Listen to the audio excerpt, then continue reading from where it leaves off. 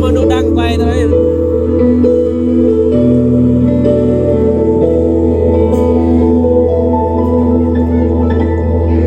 để bao buồn vui ngày hát đưa ta về đó người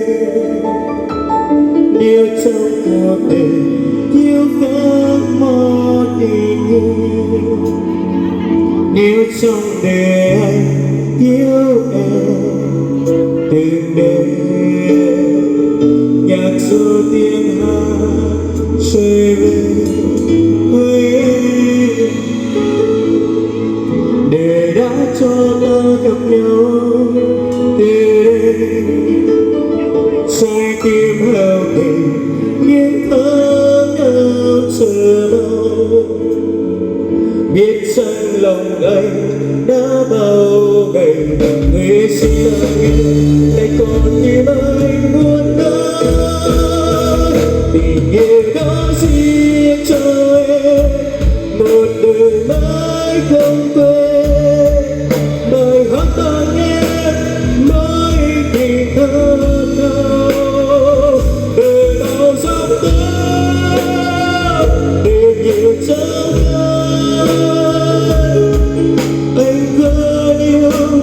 tình yêu có em thôi đến suốt đời.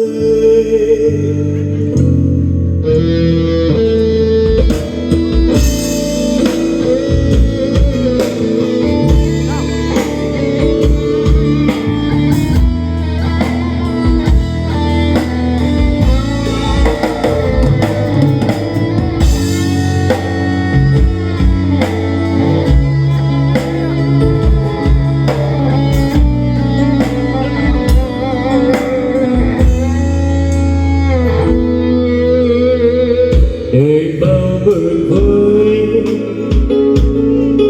ngày không đưa ta về đâu người yêu trong cuộc đời yêu vẫn một tình yêu yêu trong đời yêu em từng đêm nhạc ru tiếng hát trôi về với em để đã cho ta gặp nhau để trái tim heo gầy những tháng năm chờ mong biết chăng lòng anh đã bao ngày